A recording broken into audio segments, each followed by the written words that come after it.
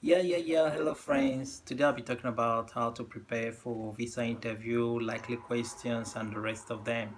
Yeah, now you have submitted your visa form, you have your date for your interview, and you're kind of scared a little, thinking what kind of question will be asked, how do you prepare, you know, you are skeptic about things. But listen, yeah, now you submitted your visa. You fill the form. Remember, they give you time because they too have to study, what you have filled in that form to know if they will grant you the visa or not. Now, you have to make a copy of that visa form so that you could, look into them every day so as to remember everything that you have written there, because on that day you have to be consistent. What you will say must be exactly the same with what you have filled in there.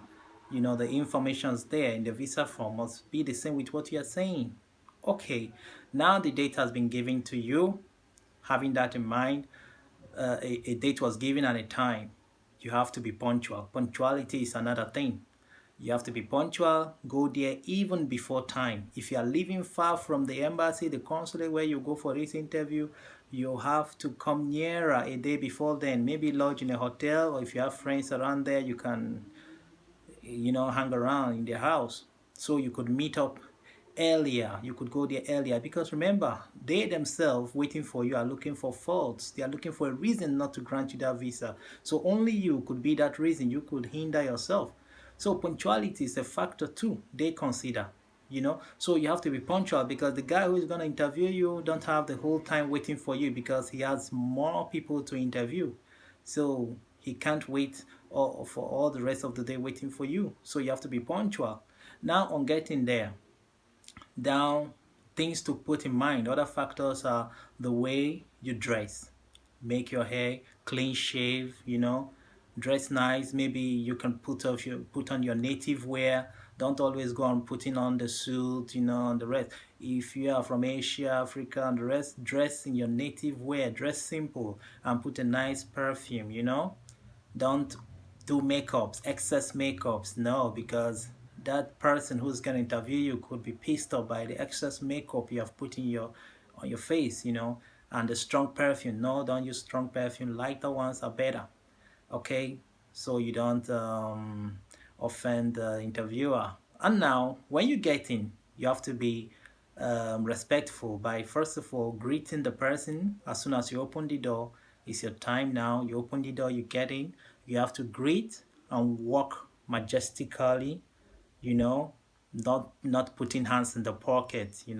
Switch off your phone, and once you come in, close the door behind you, and then wait for him to tell you to sit down. Don't just come in immediately and just grab a seat and just sit down. First of all, open the door, close the door behind you, greet him, walk majestically towards his desk, and then greet him. Then he will say to you, have a seat. Then you have a seat. Then from there, the question starts. He starts asking you questions about yourself, things about you, your family. If someone is inviting you, they would like to know many things about the person who is inviting you. They want to be sure how you met this person. Is it online? When? Since how? For how long? Do you have proofs? Do you have emails to prove it? Can you tell us his phone number without looking into? Want to know how strongly attached you are to this person who is inviting you over. So these are the things you have to take note of. You know, you have to know a lot of things about the person inviting you, a lot of information: where he lives, his address, his job, the sports he like, his family members, the names of his family members. If he's married, they will ask you about it. Why is he divorced? What was the reason? What's the name of the other wife? The children, the brothers, the sister. Even sometimes they ask you, does he have a car? What's the color? How much does he earn? These are the things you have to have in mind about the person inviting you. Maybe your boyfriend or whatever, your fiance. You have to know a lot of this information. And remember, when asking you this question, he's trying. Don't be nervous in answering questions. Don't be too in a hurry to answer all the questions. You have to take your time, calm down, calm down. Don't be afraid. Look at him like your friend. Just calm down. Maintain focus, contact, eye contact. Look at him straight to his face when answering question. Be bold, and sometimes put a smile on your face, even when he's like trying to be harsh on you. All those are psychological things he's trying to put in you. You know, he's raising his voice on you. All you have to do is to respond by putting a smile on that face, and you don't you challenge him, like argue with him on certain topics. Just be sure of the answers you are giving to him. Speak bold and make your answers short, because he'll be pissed off by a lot of drama, a lot of um, information you are trying to give to. Just go straight to the point. He asks you his name, just go straight and answer the question. Brief answers you will give to him. And when answering questions, don't like stammer, like no no no, or you try to say no no no. Just speak from your mind, because you had a lot of time to rehearse all you have filled in that form. You had time. So sit up bold, sit up upright, sit well. Don't use your hand, putting on the table while he's talking to you. You are moving hands on the table, putting your hands, uh, you know, hand movements. You have to put your hand in one position, okay? Because he's also looking at you, your body language thing, he's studying you. Yeah, that apart, then you have to make sure that your bank account, you have money, because most of the time they won't give someone without money in his bank account visa, because they want to make sure that you're not going there to depend on the welfare of that country.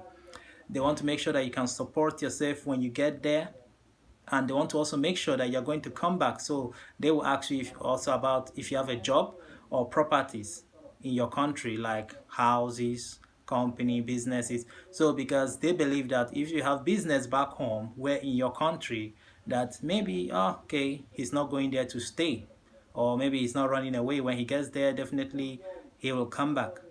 So these are the things to put in mind. Having a lot of money in your account, so you have to prove that. Also, properties. If you have the documents of your properties, maybe your business, you have to bring it also as a proof. And other documents you have to use to support yourself. And then also remember, visa could be denied in many factors are involved also, like if the person inviting you has criminal records and he's inviting you to come over, maybe as a fiancé or whatever. If he has a bad record, maybe he has committed a lot of crime on drugs, stealing and the rest, that visa will not be honored. It will not be given to you, because they are kind of scared that the person inviting you is into drugs, has committed a lot of crime. So they are wondering if he's also bringing you as his partner in the crime to continue the crime with you. So sometimes the criminal record of that person inviting you could stop them also from giving you the visa. Yeah, I'm telling you from experience also. So, language. If you are sure that you can't speak English very well, you have to demand or come along with someone who speaks English well, who will help you translate in your own native language. So you have to beg them that, hey, you have to come with an interpreter. Yeah, an interpreter. You have to come along with an interpreter, so you could at least answer the questions very well and correctly. Okay, so but in most cases people say, oh, the visa has it has already been decided even before you came. Well, it's not always true. It's not always true. If it has been decided even before you come, it means that the information you filled in the visa form is not something they could just suck in, taking 100%. Maybe they have found faults in the visa form. It's not filled in correctly. Some answers you give there, some information you put there are doubtable, they don't believe it. So that's why people say, oh, they have already decided your fate even before coming there. Is because the visa form, the informations there are not something they could just believe. They have doubts about them. So that is another reason why people say it's not true. They have decided your fate before you come there. Then they give you negative, then you are sad. They tell you try again, and the rest. So, so make sure that your informations are correctly and know a lot of information about the person inviting you, and also behave well, study hard about your informations on the visa form. That is more important. Okay, so wish you good luck if you are going for a visa interview. Maybe if you want someone to coach you, I'm also available. Write to me. Then, depending on which of the visa you're applying, there are questions I could ask you just to coach you up, to make your mind bold. All right, I'm Daniel Chi. Like my video, you can share and also subscribe. Okay, put your comment down below. Tell me what you think. I'm out. Ciao, ciao.